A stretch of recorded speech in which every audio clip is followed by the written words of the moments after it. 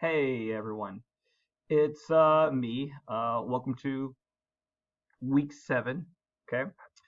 Um, I'm gonna go over what you're doing this week. I know I didn't see you last week before. I guess you're probably pretty sad and been in total what's that word? When you need a drug, withdrawals. Yeah. I'm sure you've been in withdrawals. Okay. Um, so sorry about that. But there were actually plenty of videos for you to watch last week that did not include me. I hope you did watch them. So let's go. Let me show you. Let's go to lessons. That's checking my camera.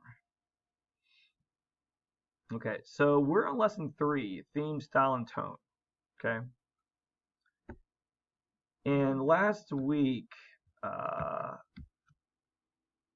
there are these 3 videos to have watched. Maybe you didn't.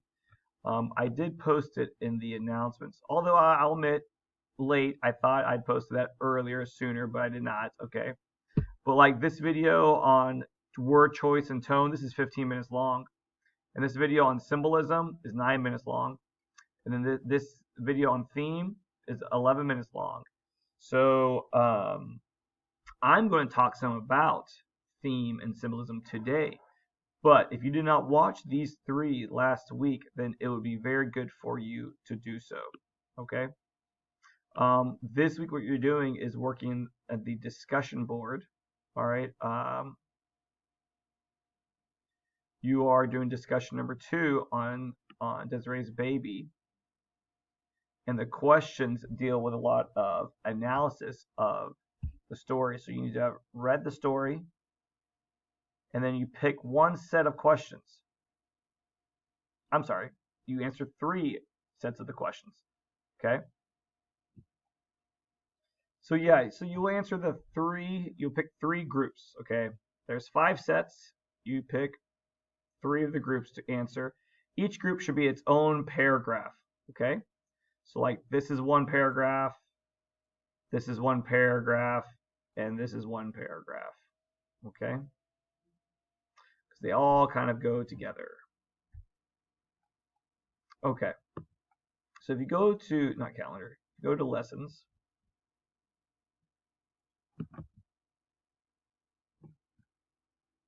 Go to lesson 3.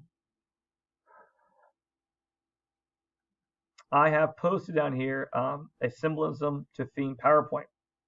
This is what I'm going over today. Okay, this is what I want to talk about today. So if you want to download that and read through it while I go over it, or you can refer back to it for your future notes, and you got it. It's cool. I'm going to put my half and half in my cup of decaffeinated Irish cream. Oh, yes. I don't know if y'all know this about me, but I am of Irish descent. Okay. I know you might not tell because the paleness of my skin, all right, and the fact that I wear green a lot, and the fact that I'm not even 5'6". I am of Irish descent, and here I have my Aaron Gobra Ireland Forever flag. What? It's one of my mini flags that I have up my room. Okay, so I'm not just representing the Emerald Isle. I'm also representing everybody else. Okay, go women, right to vote. Right there. Woo. Okay. Anyways, oh, and there's Bob Dylan shining down on me, giving me his blessing. Blessing? Oh, that's a southern way of saying it. Blessing. All right, here we go. So back to this work. Okay. So this is the this is the PowerPoint that you can download. Okay, if you want to refer back to it for your notes. Slideshow from beginning. No. Swap. There we go. Understanding theme through symbolism in a text. Boom. All right, so first off, what is theme? For some of you, this is a review. Some of you might be learning this right now, like in high school for the dual enrollment kids. Some of you, this might be having to remember this stuff from 5 years ago, from when you graduated high school. But we're going to go over it anyways. Theme.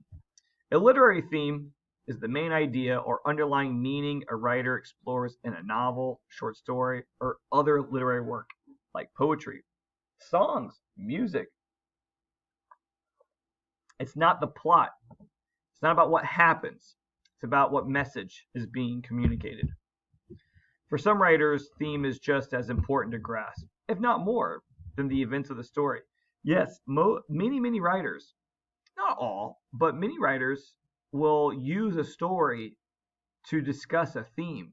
They're more focused on the theme than they are on just telling the story. Now, like people like Stephen King, he's a pulp writer. He writes just for stories. If there is a theme, cool, But his writing is really big on plot, what happens. All right, same thing like John Grisham, really big on what happens. Okay, the events of it. While other writers, they really want you to get a bigger idea from what they're saying rather than just the events of the story. Okay. Many authors begin with a thematic concept and then create a story to communicate their theme. A literary theme is always a complete sentence, a complete statement. A thematic concept is like a topic. So there's a thematic concept like the topic of war. And then the theme is about how war can debilitate the emotional and mental state of soldiers long after they've come home. Okay, PTSD. So there is a theme, which is a complete statement, and then there is a thematic concept. And the reason is also a book might have two opposing themes. The book might say something like have a character that supports one idea and another character who opposes that idea. So they might have the same thematic concept, but they have a different perspective on the topic. Okay. The theme of the story can be conveyed using characters, setting, dialogue, plot, or a combination of all these things. All right. Sometimes it's talked about, it's discussed by the narrator. Sometimes you have to interpret it from what's happening. So how to understand theme through the use of symbolism. Okay. So theme can be communicated through literal events and dialogue in a text. Okay. So like if you read The Hate You Give, then that book is literally about police brutality. It is what they talk about police brutality, the events that occur. There's not a deeper it's already a deep message, don't get me wrong. But what I'm saying is that like there's nothing below the surface. It's all right there. The author has made it very clear about what that book is about. Okay. But theme can also be communicated through metaphor, or which metaphor is a type of symbolism. Plot, characters, and situations can all be symbols used to convey a deeper meaning. So I'm going to show you an example of that with a poem called House in the World. So this is a great poem by Langston Hughes. Okay, it's called House in the World, and I'm going to read it to you. Here we go. I'm looking for a house in the world where the white shadows will not fall. There is no such house, dark brothers, no such house at all. So this book on a literal, this poem on a literal sense is about someone searching for, this is like a real estate poem. Okay, I need like 3 beds. I want 4 bedrooms and like no white shadows. Okay, that's what I'm looking for. Now, clearly this is not really what Langston Hughes, a Harlem Renaissance writer, is writing about. He's not really actually looking for a house, a literal house. And also, there are no white shadows. The whole point, all shadows are black, because when there's no light, there's darkness. Okay, so he can't really actually be looking for a place with white shadows. Therefore, this is symbolism. All right, this is symbolism. So we need to dissect the symbol. We need to identify the literal object the subject is. So we have a house. Okay, a house is a place of residency. All right, this house is where one lives, one resides in. And then we identify the figurative. You try to figure out, well, what could this mean? All right, what does this mean? Well, a house symbolizes a place where one feels safe, secure, and a sense of belonging. All right, these are all things that there's a house, a home. Someone could say, look, even though I have a home, I feel homeless. Because I feel like I don't belong. I feel like I don't really have a place I'm really comfortable at. All right. So then we got to think about who is impacted and affected by this symbol. So we want to identify the characters that are literally impacted by the symbol in the text. So like in this case, we have dark brothers. So if we go back, we have, there is no such house, dark brothers. All right. So then we need to figure out, okay, well, what do dark brothers represent? So we identify who or what these characters figuratively represent and the effects of this symbol on them. All right. A lot of times characters are archetypes, or this one character that represents an entire group of people. So like in this case, dark brothers represent people of color and their search for a safe place. Dark brothers and sisters, whatever. I'm not going to critique Langston. Okay. But that dark brothers itself is a symbol for people of color. So then with this, we try to figure out what is the theme of the text. We try to put it all together. Come on, animations. So using the dissection of the symbol, that like he's not really looking for a real house, but this house is a thing that represents safety, security, a sense of ownership. All right. Dark brothers represents people of color. All right. We can try to determine that the theme is a house in the world addresses the oppressive effects of racism. Now I didn't really go into. I left one out with the PowerPoint, but one is the white shadows. White shadows. Shadows coming down. When you live in one's shadow, it means that someone's standing over you. All right. And therefore, it's a white shadow, though, which means, white relates to the race of white people and how black people are living in the shadow of white people. And that can be, and the idea of if someone's standing over you and you're in their shadow, that creates a sense of oppressiveness. They are oppressing you. They are overpowering you. They are coming down at you. So the poem, A House in the World, addresses the oppressive effects of racism that affects the lives of people of color, which leaves many to believe that racism is inescapable. So we go back to the poem. Okay. A house, I'm looking for a safe place to live where I can feel free and comforting as if I own it. All right. I'm looking for this house where the white shadows will not fall. By white shadows, we mean racism, where the racism of white people will not fall upon this house.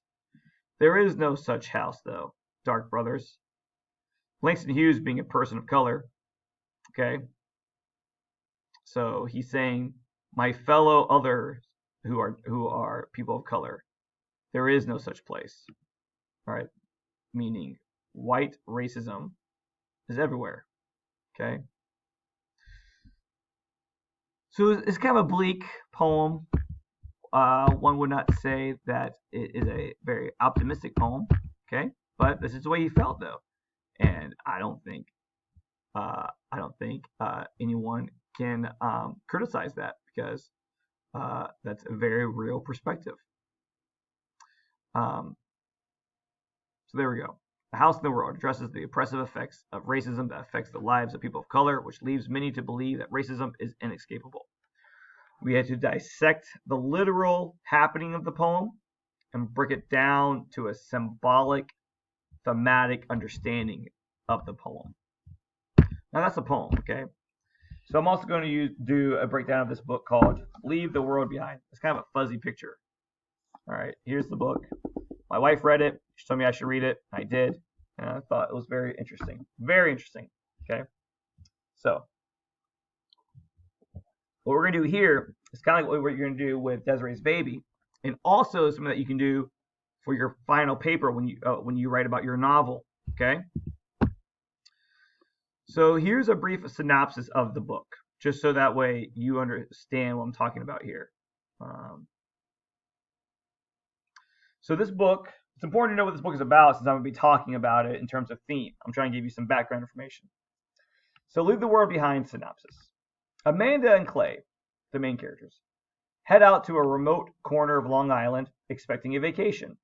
Quiet reprieve from life in New York City.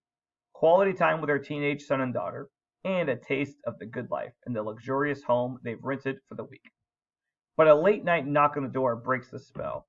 Ruth and GH are an older couple. It's their house, and they've arrived in a panic. They bring the news that a sudden blackout has swept the city. But in this rural area, with the TV and internet now down and no cell phone service, it's hard to know what to believe. Should Amanda and Clay trust this couple, and vice versa? What happened back in New York? Is the vacation home isolated from civilization, a truly safe place for their families? And are they safe from one another? Dun, dun, dun! All right, that's the synopsis of the book, okay? So now we're going to try to figure out the symbolism to theme in the book, all right? So like there's some literal things about the book. In the book, Amanda and Clay, they are a white family.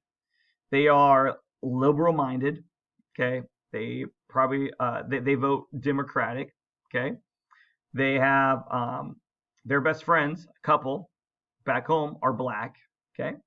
Amanda is in marketing. I'm pretty sure it's marketing. It's business, but my wife is in marketing, and so I don't know maybe if I'm just assigning her as marketing, but I'm pretty sure it's marketing.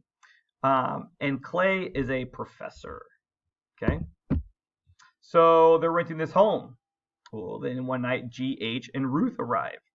They are an older black couple who need to stay in their home that Amanda and Clay are currently renting. Okay, these are all literal things. This is literally what happens. All right. And like the synopsis says, there's a blackout. It has swept all the East Coast. All right. That's like literally what's it all about. All right. And then it's kind of a dystopic novel. It's kind of a panic-stricken, like you don't know, suspense novel. You don't know what's happening. You don't know what's going on. That sort of thing.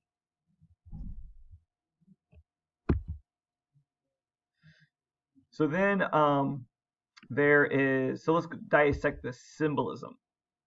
All right. So that way we can figure out the theme. All right. So we're going to look at the blackout. You can read the entire book and it's just a blackout. But you can also analyze it as in the blackout is about black empowerment.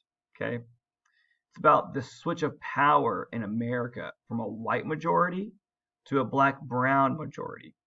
And it's about the sweeping through of the white majority becoming the minority group in America.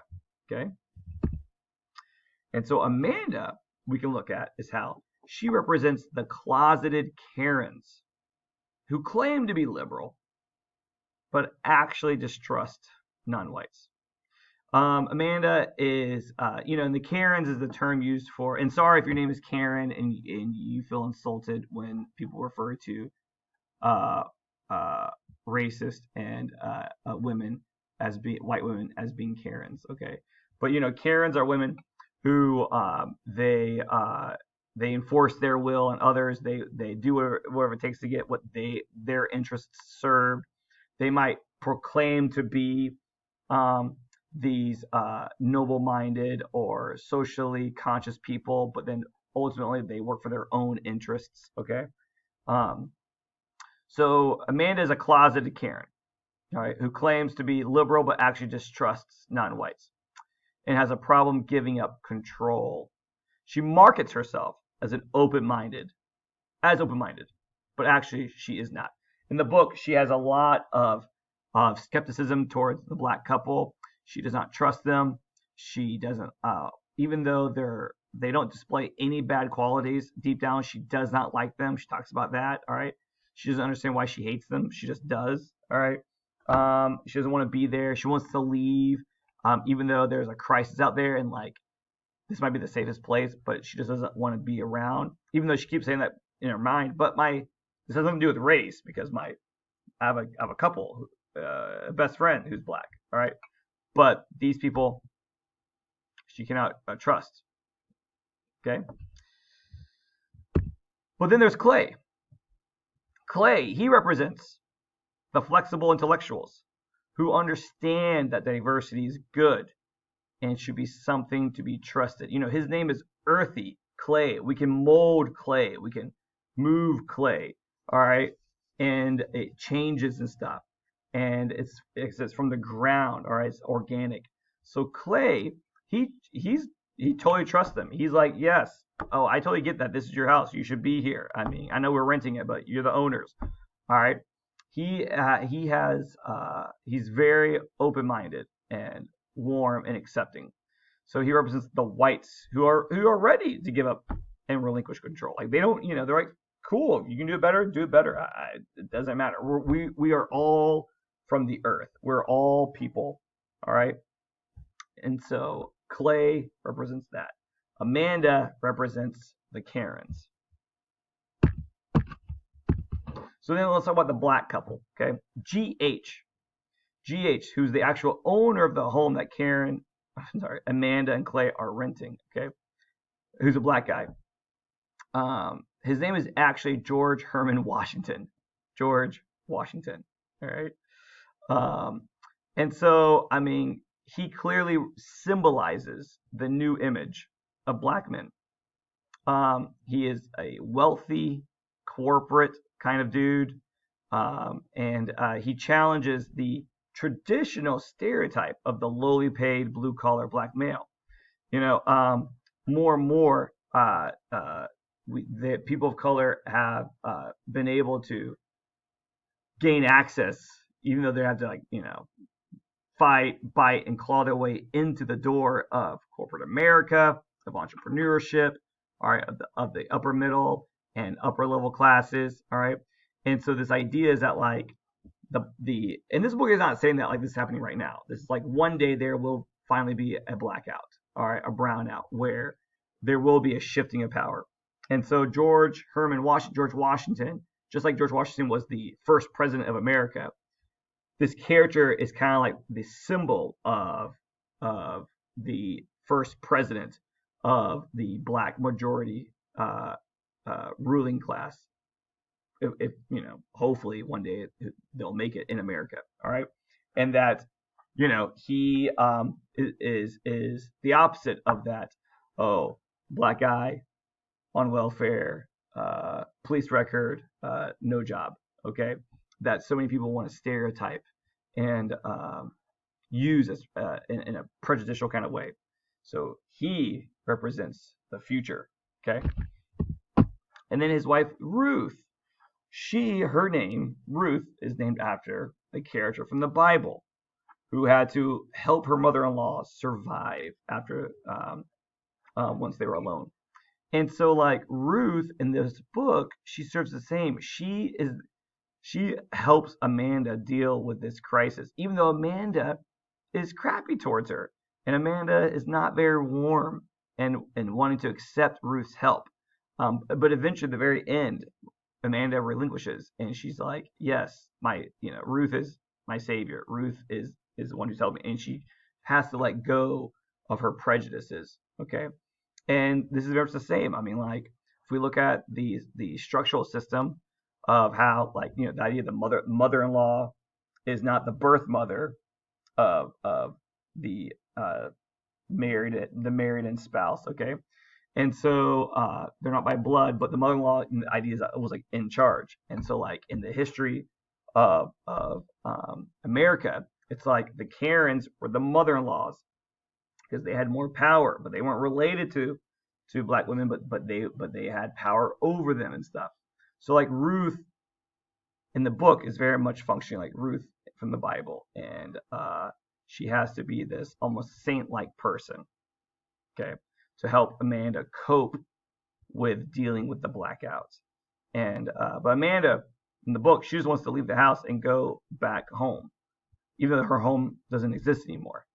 Okay, but she can't accept that though. She wants to go back to the past, which is that same sort of idea of like, let's make America great again. This idea of like, let's go back to a place where the white majority had far more power.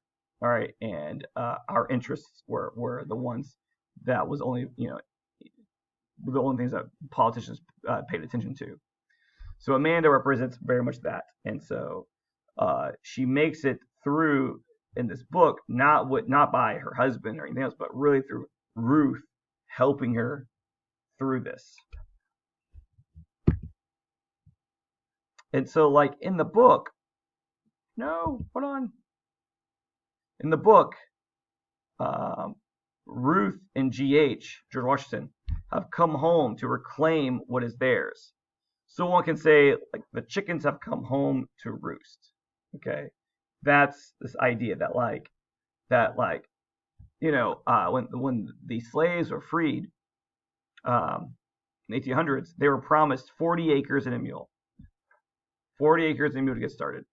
And then the idea was that, like, they could pass these acres down to their family. They could be passed down of wealth. All right. But they never received that. They never received their 40 acres and a mule. They never received generational wealth that they could share down their lineage, down their line, establish themselves, that sort of thing. And so it's kind of like it's been a very hard upward battle to reclaim what was promised to them and to their I don't know if we can say ancestors. I don't know if people today from the 1800s, if 160 years is enough for ancestry, but whatever. But this blackout is kind of like represents the chickens coming home to roost, reclaiming finally what was promised to them and taking it and stuff. So Amanda and Clay were renting the home, and now the black couple is there to take it back. So look, we're going to look at how there's a literal theme in this book. You read this book without any depth of knowledge, without anything, and this book is really about surviving during a catastrophe. No matter how put together we are in life, once a catastrophe occurs, we are never as prepared as we think. And that's, to one degree, yes, because they don't know what's happening. They have all this technology that helps them get function in the world. But then once the power is gone, the internet's gone, we're powerless. All right. We think we have the things we need to survive, but really, in reality, we don't. All right. So to one degree, from the beginning to the end, you can read it as it's just a book about a catastrophe and possibly, the first day of the apocalypse, and they're left dumbstruck, like, I don't know what we can do. Okay. Or you can read it more deeply than that. Okay. And get a symbolic theme from the book. And the symbolic theme is something like this, as stated by the author of the book. People need to acknowledge that many of our racist attitudes are very deep inside of us and have come from an overwhelming immersion in a culture that we didn't design. And that's true for Amanda, who she can't put her finger on why she doesn't like Ruth. She just doesn't. And it's because it's deep down racism. So to acknowledge that many of our racist attitudes are very deep inside of us and have come from an overwhelming immersion in a culture that we didn't design, and that the only hope we can have toward real progress is to look at that stuff and where you come up short and be willing to have that uncomfortable opportunity for introspection. So, I mean, like, the thematic climax of the book is when Amanda finally realizes that, like, Ruth is there to save her. Ruth is there to help her, and that she needs to stop trying to run away and distrust Ruth, that she needs to accept all that Ruth has to offer. Okay? And realize that, like, the white lady, won't be able to make it without Ruth, the black woman. Okay? So that's the symbolic theme right there. Boom, there's a literal theme and a symbolic theme. Okay? Sometimes oranges are just oranges. Sometimes oranges are like really deep. Okay? So that's the way it is with symbolism and theme. Symbolism, there might be a surface theme, and there might be a much deeper theme. There will be surface things happening, and then there's much deeper symbolic things happening. So you are going to read Desiree's Baby, and you are going to think about symbolism and how that builds onto theme. And you're going to pick 3 sets of questions to answer in different paragraphs. So you'll submit 3 paragraphs. And you need to have at least one secondary source for one of your paragraphs, okay? And remember, a secondary source does not have to be about the story. It can be about something else that you apply to the story. It can be a general article about what do names represent in general, okay? Or about, it could be an article, like if you're writing about this one, you can find a piece of research that's about traditional gender roles. And then you apply that information to the story, okay? Your research does not have to be about Desiree's Baby. In fact, I'd prefer if it wasn't. I'd like it better if you took research on the topic that's discussed and then apply it to Desiree's Baby. To me, that's cooler. But you do you, okay? 3 paragraphs. Only one has to have outside research, okay? All right, email me if you have any questions. This video is now 33 minutes long. Sorry about that. Hope you enjoy. All right, bye-bye now.